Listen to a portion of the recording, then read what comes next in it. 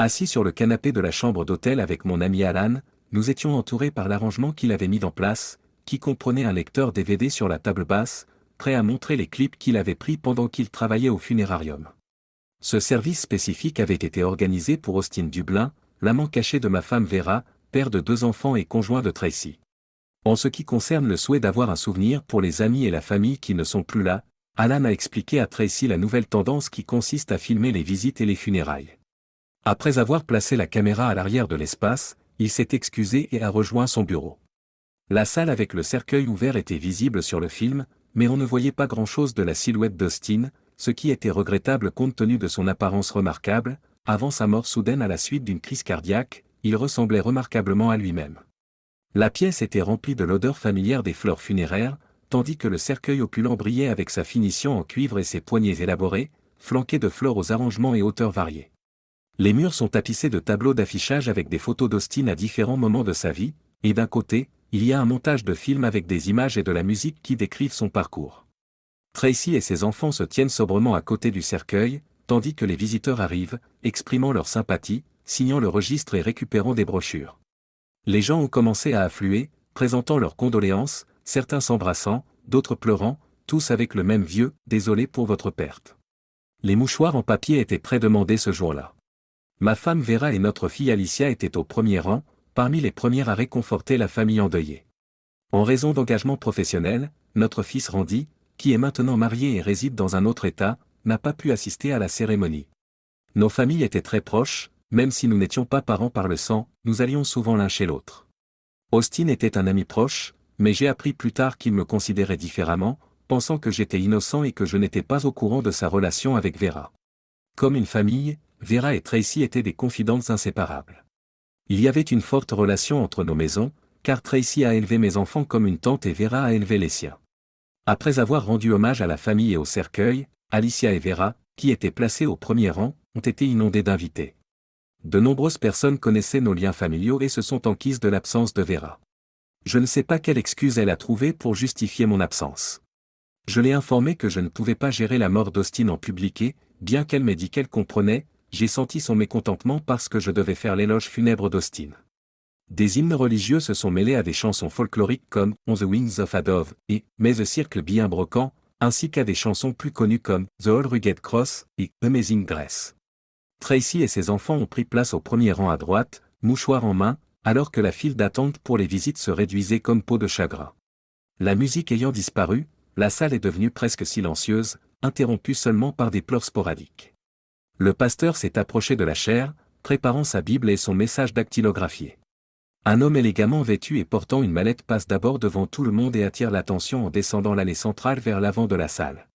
Il s'est arrêté au premier rang, a regardé ma femme et a sorti une enveloppe de sa mallette.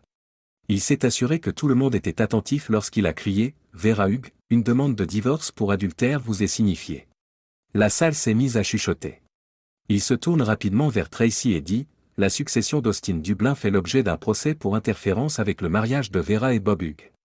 En tant qu'exécuteur testamentaire d'Austin Dublin, vous êtes assigné. » Tracy regarda les papiers qu'elle tenait et fut d'abord confuse avant de devenir furieuse et de les déchirer en morceaux.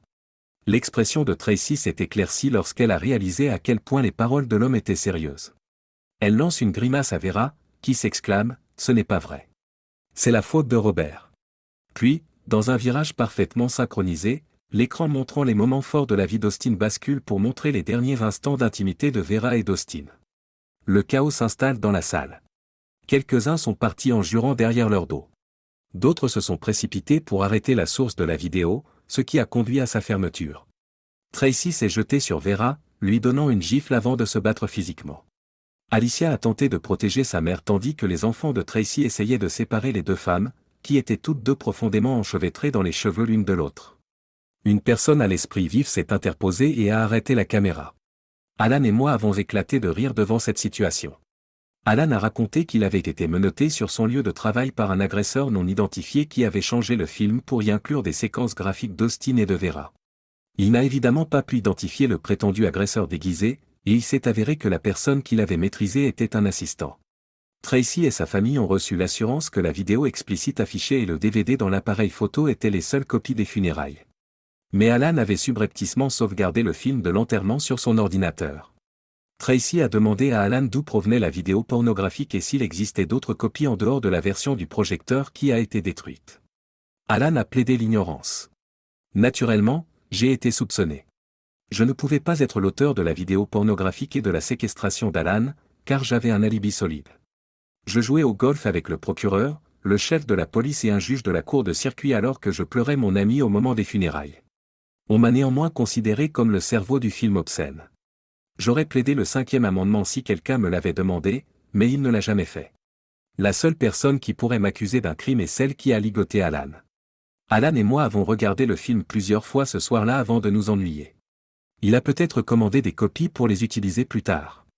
En regardant mon téléphone, j'ai découvert des textos de mon épouse, Vera, qui a tout de suite supposé que j'étais impliqué et qui a utilisé un langage fort pour menacer de graves conséquences. Il est étrange qu'elle n'ait pas pu comprendre mes intentions, compte tenu de ma réaction initiale lorsque je l'ai vue avec Austin dans la vidéo. Pendant que je jouais au golf, les déménageurs ont déménagé mes affaires dans un nouvel appartement. Vera rentrait à la maison pour constater que j'avais disparu et qu'il y avait un mot avec mon alliance. À mon épouse déloyale. À moins que, je distribuerai une copie du film explicite qui vous montre avec Austin aux adresses électroniques figurant sur la liste ci-jointe. Vous avez 2 options, accepter mes conditions raisonnables de divorce ou risquer d'être largement médiatisé. Il est vrai que je pourrais néanmoins enregistrer les réponses de votre pasteur, de votre patron et de votre mère, car cela me ferait plaisir. C'est vous qui avez le dernier mot. Les conditions sont les suivantes, vous gardez la voiture, Alicia obtient la garde principale avec une pension alimentaire, vous partagez les frais d'éducation, et la maison vous appartient jusqu'à ce qu'elle déménage et est ensuite vendue avec le partage de la valeur nette. Je vous promets que si un tribunal visionne la vidéo, les conditions se détérioreront. Toutes les communications se font par l'intermédiaire de nos avocats. PS. Vous êtes une vraie star, peut-être qu'une carrière dans le divertissement pour adultes vous attend. Les appels et les SMS ne me dérangeaient pas parce que j'avais changé de numéro. Mes enfants le recevaient de mon avocat, qui avait juré de garder le secret. Désemparée, Alicia a appelé le lendemain matin. Papa, tu as bouleversé notre vie. C'est le chaos. Le téléphone n'arrête pas de sonner, les journalistes sont à la porte et maman est dans tous ses états. J'ai dû la remplacer au travail. Elle ne s'en sort pas, et je ne peux pas la laisser seule. Papa, j'ai des cours. Quelqu'un doit être là pour elle. Tu dois l'aider. Je suis désolé, je ne peux pas faire ça. Elle connaissait les risques lorsqu'elle s'est engagée avec Austin. Elle a continué malgré le fait qu'elle connaissait les retombées quand Tracy ou moi l'avons découvert. Elle doit l'admettre, faire face aux conséquences. Peut-être qu'elle apprendra à ne pas tromper son prochain partenaire. Papa, c'était l'oncle Austin. Tu as flirté avec tante Tracy autant que maman avec oncle Austin. Les gens demandaient si vous échangiez vos partenaires. Maman a dit que c'était juste du sexe, et que maintenant qu'il est parti, elle ne le trompera plus. Tu ne peux pas lui pardonner? Tu ne peux pas la quitter. Pensez aux années passées ensemble. Vous allez bientôt fêter vos 25 ans de mariage. Papa? Tu as raccroché? Je suis sorti et j'ai acheté un nouveau téléphone et un nouveau numéro après avoir détruit l'ancien. J'ai pris soin de contacter mon avocat cette fois-ci avant de divulguer le numéro. Il m'a dit que mon fils l'avait demandé. J'ai personnellement appelé Randy. Sérieusement, papa? Je saute l'enterrement de l'oncle Austin et soudain, le monde entier explose. Tu as vraiment allumé la vidéo pour adultes de maman et d'oncle Austin à son enterrement? Il rit. Certains prétendent que oui. Ta sœur pense que Tracy et moi avions quelque chose à faire aussi, avec maman et Austin. Qu'en penses-tu? Il est difficile de croire que maman puisse tricher, même si l'oncle Austin serait ma première hypothèse. Je ne peux pas t'imaginer tricher non plus. Tu es trop direct. J'ai du mal à imaginer que tu aies montré des vidéos comme ça et que tu aies été au chevet de maman à l'enterrement. Tu as dû être furieuse. J'aimerais voir la vidéo pour vérifier l'histoire d'Alicia. Au fait, Alicia est très en colère contre maman et contre vous. Elle est contrariée que je ne sois pas rentré à la maison pour l'aider car vous vous êtes comporté de manière déraisonnable, selon elle. Fiston, tu comprendras quand tu verras ce que maman et Austin ont fait. J'essaierai d'obtenir des copies et de te les envoyer. Ne communique pas ce numéro. Compris, papa. Je lui ai envoyé les vidéos par courrier électronique. Il a appelé au bout de 45 minutes. J'aurais perdu la tête si Marcy m'avait fait ça. Leur conversation était pire que le sexe. Pourquoi maman se plaint-elle de toi? Es-tu vraiment si mauvais au lit? Et je n'avais aucune idée des problèmes que l'oncle Austin a racontés à maman. Randy, mes prouesses au lit n'ont pas d'importance, ce qui compte, c'est que maman pensait que quelqu'un d'autre était meilleur et qu'elle est allée le découvrir. Que ce soit Austin ou le gars de FedEx, quelqu'un semblait meilleur puisqu'ils ont continué pendant des années. Comment tante Tracy s'en sort-elle? J'ai essayé d'appeler Shannon, mais elle n'a pas envie de parler à quelqu'un de notre famille perverse. Je ne sais pas. Je devrais peut-être m'excuser auprès de Tracy. Elle est aussi une victime. Ce qui s'est passé au funérarium, c'était trop. J'ai parlé à Alicia après avoir vu la cassette, papa. Elle est dans le déni, elle croit que maman n'a pas pu faire ça. Elle pense que c'est toi qui as fait du mal à maman en la dénonçant. Elle veut que tu l'aides. Maman panique. Peux-tu engager quelqu'un pour la surveiller? Je ne peux pas quitter le travail maintenant. Peut-être dans un mois. Je vais y réfléchir, fiston. Tracy.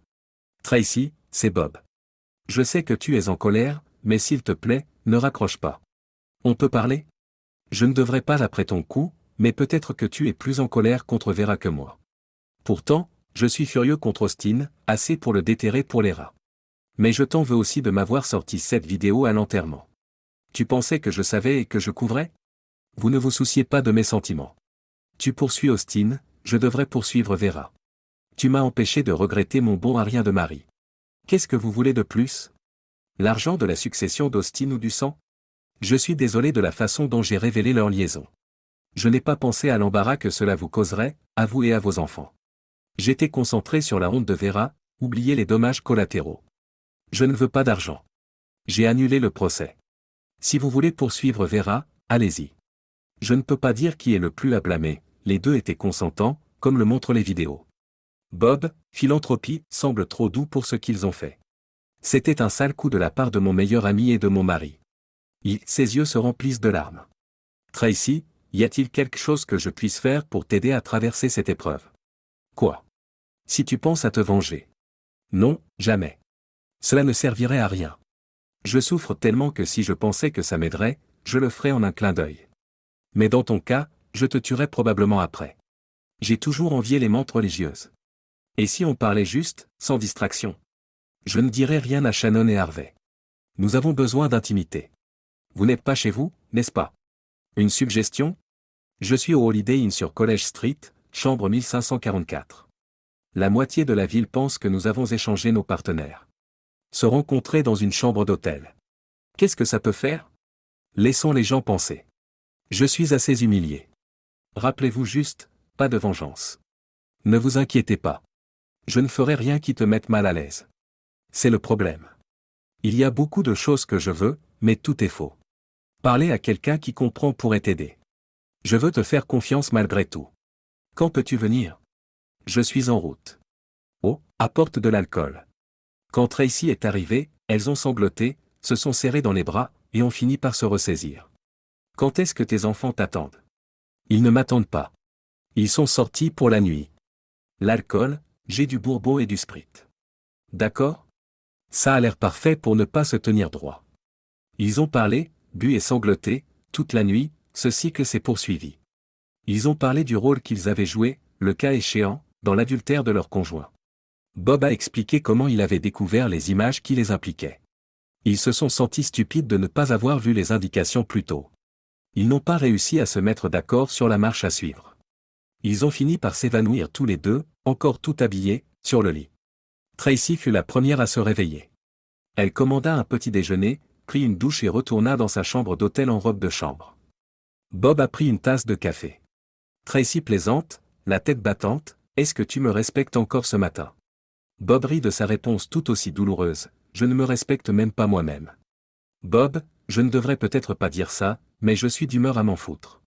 Une partie de moi espérait que tu me rejoindrais sous la douche.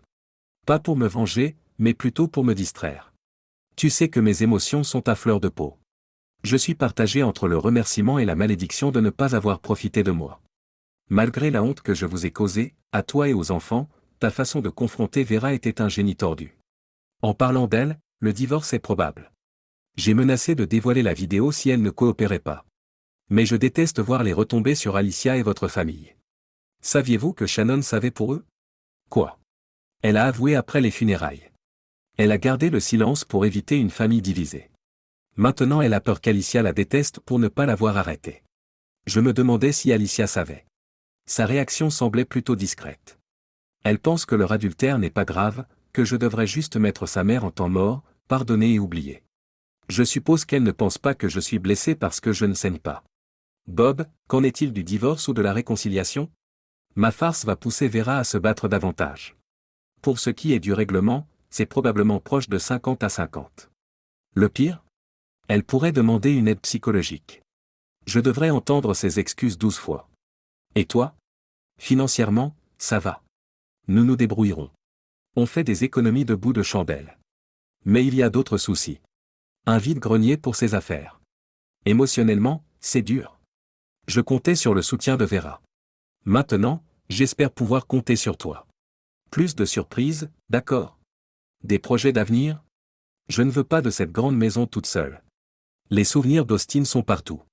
Ça fait encore plus mal parce que c'était Vera, pas une étrangère. Elle était comme ma sœur. Je lui faisais confiance pour tout. Ce coup de poignard dans le dos? J'aurais dû m'arracher plus de cheveux. Vous êtes séduisante, Tracy. Je ne peux pas croire qu'Austin n'était pas satisfait. Vous savez pourquoi?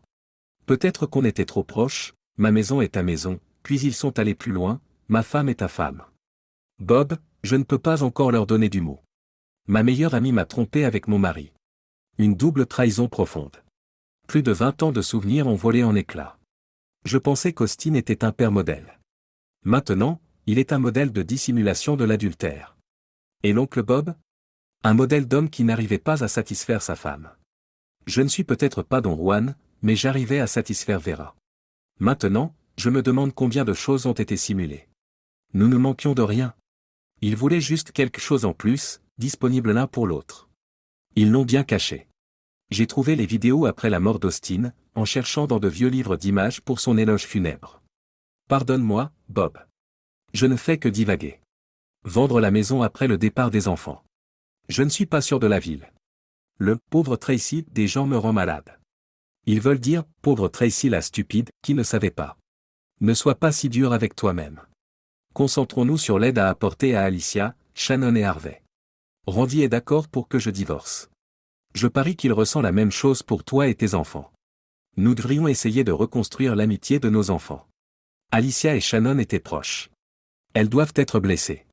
Concentrons-nous sur l'aide à leur apporter, pas sur la souffrance de Vera. Tracy sourit et dit, d'accord.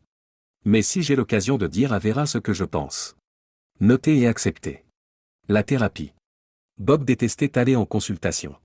En soulignant le lien entre leur famille et en obscurcissant la distinction entre leur mariage et leur amitié, Vera essayait d'éviter d'avoir à rendre des comptes. En raison de la situation, pas de mari et de l'alcool, Vera a décrit sa première expérience sexuelle avec Austin. Elle affirme aimer toujours Bob, mais admet être attachée à Austin en tant que co-mari. Elle n'était pas toujours sa priorité dans la chambre à coucher, même si Bob restait sa priorité dans son cœur. Elle maintient qu'Austin est le seul danger pour leur union. Maintenant qu'Austin était parti, Vera pensait que si Bob pouvait lui pardonner, il pourrait réparer leur relation. Bob prend une position sans ambiguïté. Vera et lui avaient fait les mêmes vœux l'un envers l'autre, mais il était resté fidèle et elle les avait rompus. Selon lui, la rupture des vœux signifiait la fin de leur mariage. Il pense qu'ils doivent divorcer et repartir à zéro. Bob doute qu'il puisse jamais pardonner à Vera, car il n'arrive pas à oublier les événements de son passé. Il pensait que Vera savait qu'elle le blesserait si elle continuait sa romance avec Austin, donc il gardait son pardon pour les dommages involontaires. Vera se sert de leur fille Alicia pour persuader Bob d'envisager d'autres options, comme vivre séparément de lui tout en restant dans la même maison, mais leur conseillère ne sait pas quoi faire. Pour tenter d'arranger les choses, Alicia a même suggéré à son père de se trouver une petite amie. Elle l'a supplié de pardonner à sa mère. Bob s'est emporté contre Vera, l'accusant d'avoir influencé Alicia en lui faisant croire que la seule justice pour les infidèles est la réciprocité plutôt que la punition. Vera s'est excusée et a promis d'être une meilleure épouse, mais la procédure de divorce s'est poursuivie. Elle a proposé une clause post-nuptiale qui ne lui laisserait rien si elle s'égarait à nouveau, et elle a supplié qu'on lui inflige une autre punition que le divorce. Bob n'a pas faibli dans son choix. Dans leur état, le divorce ne pouvait être prononcé qu'après 1 an de séparation. Vera allait renoncer à la pension alimentaire en échange de la conservation de la maison et de son capital. Elle aiderait à payer l'assurance automobile d'Alicia, les frais d'université et la pension alimentaire jusqu'à ce qu'Alicia atteigne 25 ans, obtienne son diplôme ou se marie, selon ce qui surviendrait en premier.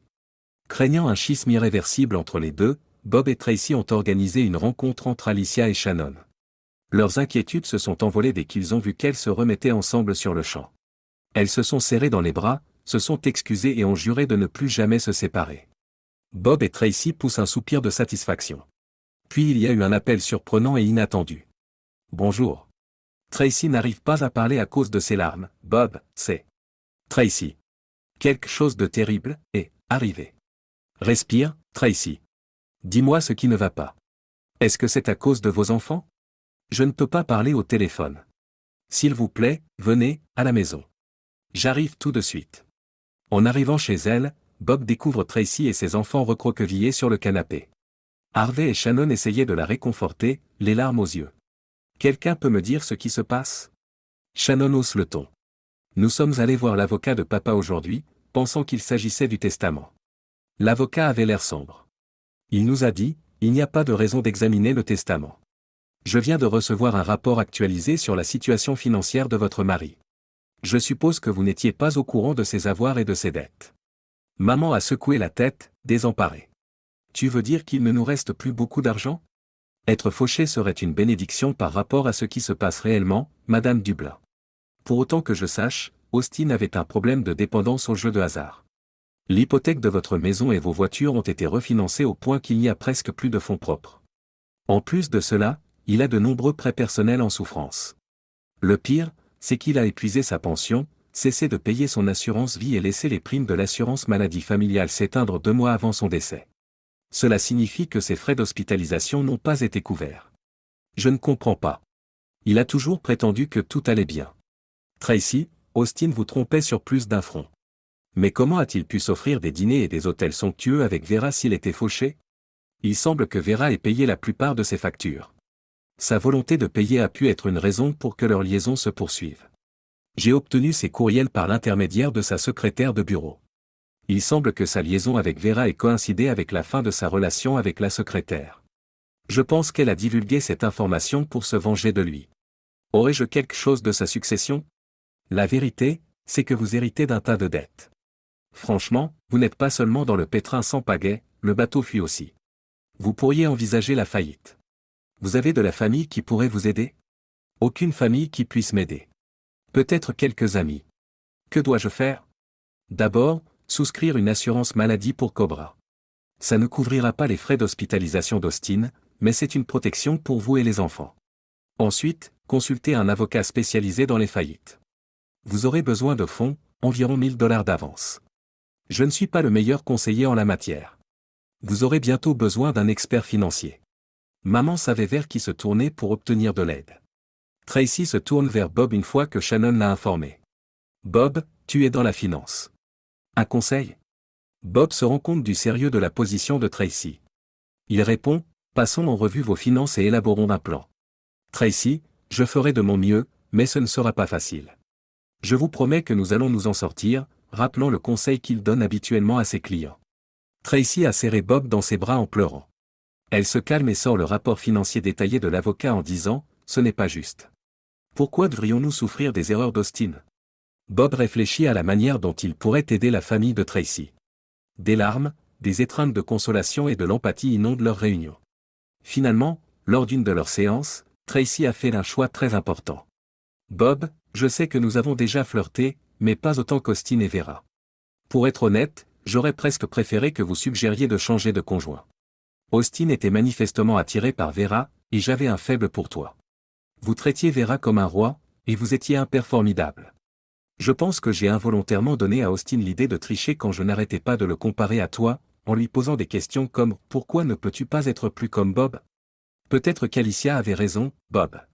En guise de représailles contre Vera, pourquoi ne pas avoir une liaison? Tant que c'est avec moi que tu le fais, je te le recommande.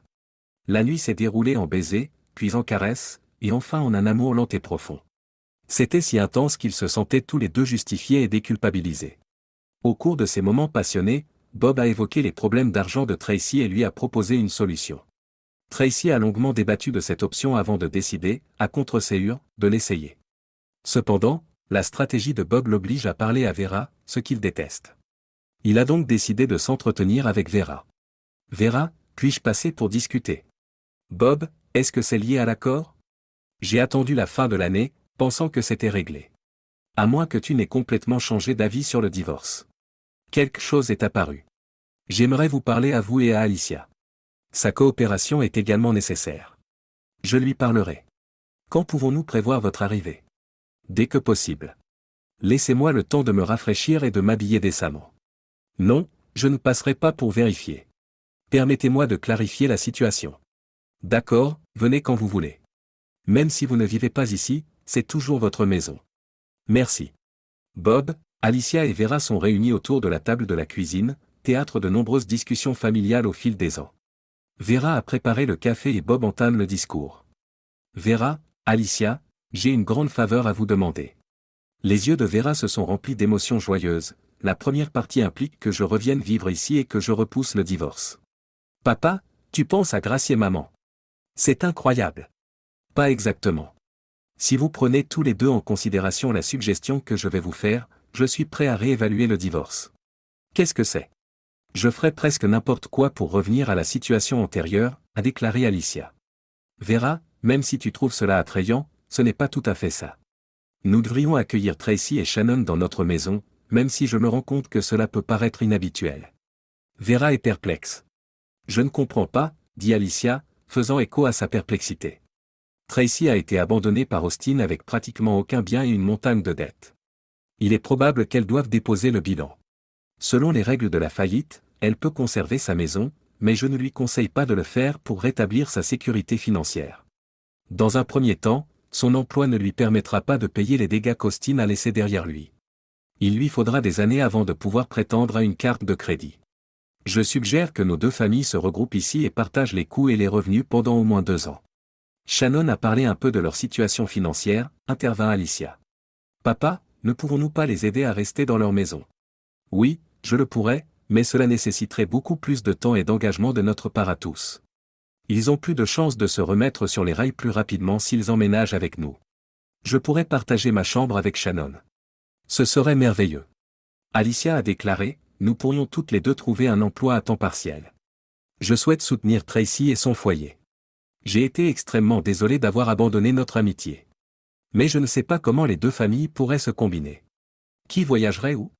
Dans l'espace qui abrite actuellement votre bureau, Harvey resterait-il avec sa mère? Demande Vera. Harvey, lui, restera chez les Johnson.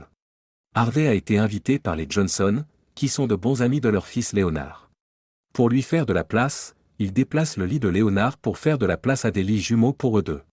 Harvey vient manger avec nous et passer du temps en famille, a déclaré Bob.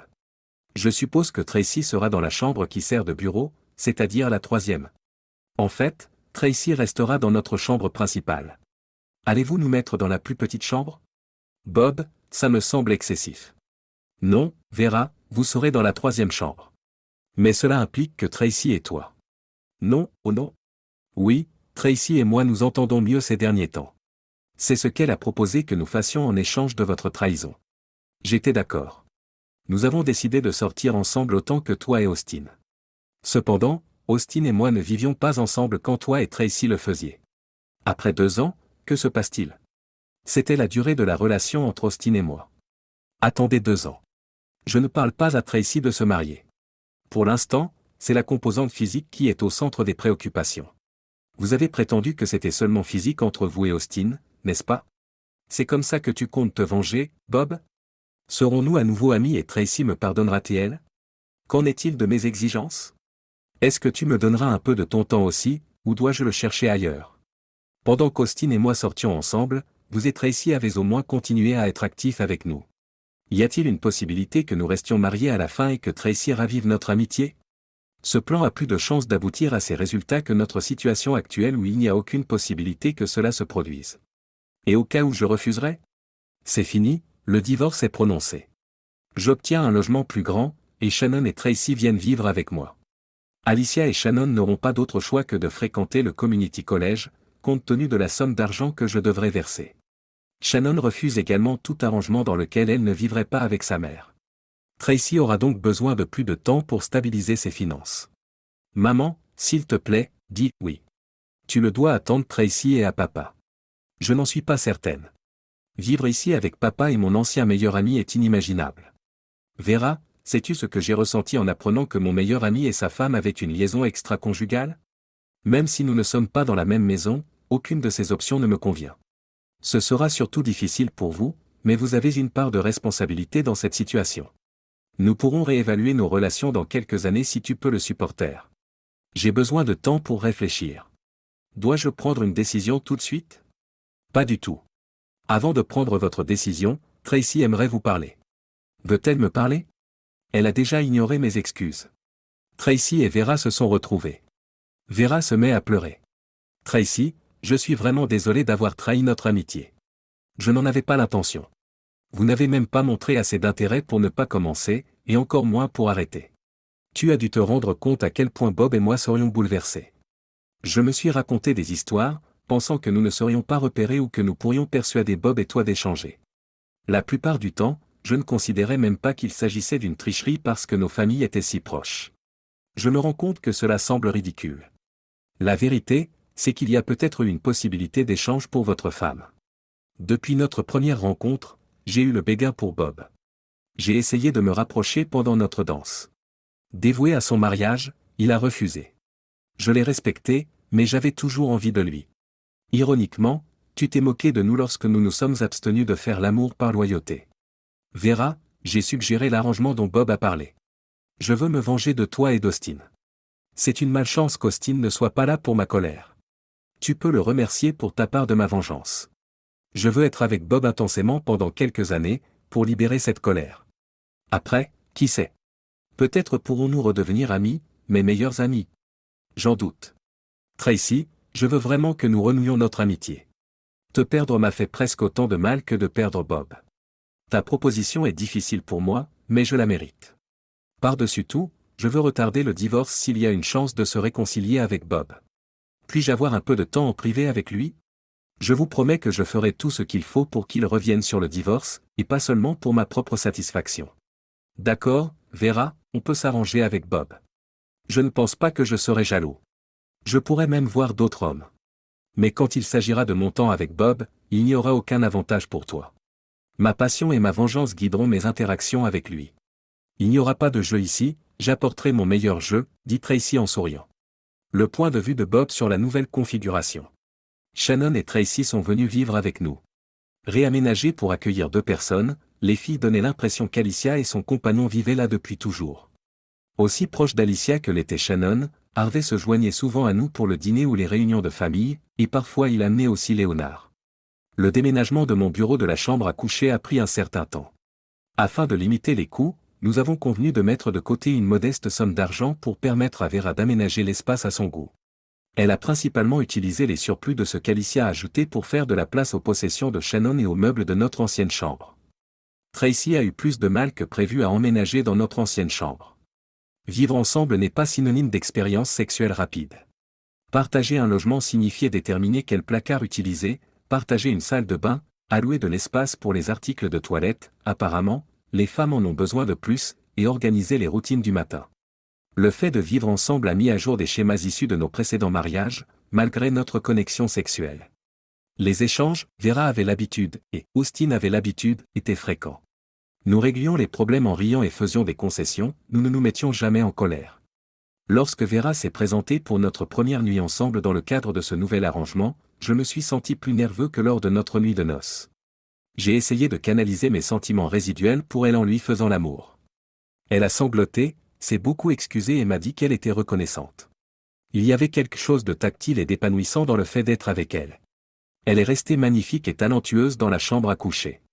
Nous avons pris soin de ne pas parler de Tracy ou d'Austin. Tracy prévoyait souvent de passer la nuit avec moi lorsque j'étais avec Vera. Je me demandais ce que Tracy penserait à son retour. Son assurance dans le domaine sexuel semblait intacte, ce qui me calmait mentalement et me posait des obstacles physiques. Au fil du temps, notre famille grandissante a rencontré des difficultés financières. Les enfants étaient fatigués d'entendre parler de toutes les choses que nous ne pouvions toujours pas nous permettre. Ils percevaient cela comme une promesse non tenue. Par souci d'économie, Shannon et Alicia ont conduit ensemble la vieille voiture d'Austin. Elles étaient farouchement opposées au collège communautaire de la région, qu'elles associaient à la misère et à l'échec. Je leur ai rappelé que nous avions des difficultés financières, mais elles n'ont pas l'apprécié. J'ai insisté sur le fait que les sacrifices que nous faisions aujourd'hui étaient destinés à leur permettre d'accéder à l'enseignement supérieur dans le futur. Nos finances combinées se sont améliorées au fil du temps. Vera demandait étonnamment peu et Tracy me faisait confiance pour tous les problèmes financiers. Elle s'est sentie obligée de faire le ménage. À notre grand soulagement, nous avons tous été augmentés. Le décès de mon père a été le principal coup de pouce financier. J'ai offert à Tracy et à Shannon la maison et la voiture qu'ils m'avaient laissées. Comme elles ont toutes deux refusé, je les ai vendues avec une belle plus-value et j'ai versé l'argent directement dans le fonds d'éducation d'Alicia et de Shannon. J'ai fait un geste vers Tracy, mais elle a d'abord refusé. Après tout, nous étions dans le même bateau. Cela a renforcé nos relations. Vera a également été touchée et m'a remercié d'avoir été si gentille. Alors que notre deuxième année en tant que famille recomposée touchait à sa fin, j'ai commencé à poser les bases de ce qui allait se passer à mesure que nous nous rapprochions de nos objectifs financiers. Des ménages séparés seraient bientôt accessibles. La question qui se posait toujours était la suivante, quelle forme prendraient ces ménages? Vera était déterminée. Je veux le pardon de Bob et une chance de raviver notre mariage. Je veux vivre avec lui, partager notre lit exclusivement, sans que personne d'autre ne soit impliqué. Tracy avait des désirs moins tranchés. J'ai aimé partager l'affection de Bob. Je ne peux pas rembourser les sacrifices que lui et toi, Vera, avez faits pour Shannon et moi. J'ai l'intention d'avoir ma propre maison pour donner tout ce que j'ai à Harvey avant qu'il ne s'en aille. Shannon est proche de l'université, et je comprends qu'elle veuille passer sa dernière année avec Alicia. Les moments passés avec Bob me manqueront, non seulement pour l'intimité, mais aussi pour nos discussions sur la vie, nos enfants et notre avenir. J'ai tellement profité de vos choix que j'accepterai ce que vous déciderez tous les deux. C'est moi qui ai eu le dernier mot. Vera, j'ai été frappé par la façon dont tu as géré notre situation. Bien que je sois avec Tracy sous le même toit, tu t'es sacrifié pour un avenir que tu espérais. T'ai-je totalement pardonné? Je ne peux pas le prétendre à 100%, mais je comprends mieux ce que toi et Austin avez eu, compte tenu de Tracy et moi. Je peux envisager un avenir avec toi, que nous vivions ensemble ou non. Tracy, malgré les circonstances douloureuses qui nous ont rapprochés, je suis reconnaissant d'avoir la chance d'être proche de toi. C'est la seule chose pour laquelle je peux remercier Austin, qu'il pourrisse en enfer. Je suis déchiré à propos de notre avenir. D'un côté, je suis heureux que nous ayons amélioré ta situation financière pour que tu puisses prospérer de manière indépendante. D'autre part, je serais triste de te voir partir. Ma préférence va à l'annulation du divorce avec Vera et à la planification de notre retraite. Vera a versé des larmes de joie. Merci, Bob. Je ne trahirai plus votre confiance. J'ai retenu la leçon. Tracy, merci. J'espère que nous pourrons renouer notre amitié. Les larmes de Tracy étaient empreintes de chagrin. Je vous suis reconnaissante pour ce que vous avez fait tous les deux pour ma famille. Je ferai n'importe quoi pour vous deux. Vera, j'ai admiré la façon dont vous m'avez traité lorsque j'étais avec Bob. C'est difficile pour moi de demander, mais Vera, pourrais-je passer du temps avec Bob de temps en temps jusqu'à ce que je trouve quelqu'un comme lui? Je suppose que je te le dois encore pour quelques mois. Bob, tu es d'accord? Vera, ça veut dire que tu peux voir d'autres hommes? Non. J'en ai fini avec ça. Je ne serai pas intime avec d'autres hommes, et Tracy est la seule autre femme autorisée tant que nous sommes mariés.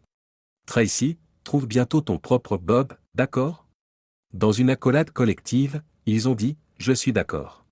Conclusion. Si cela a un sens, la famille s'est séparée mais est restée plus proche qu'avant.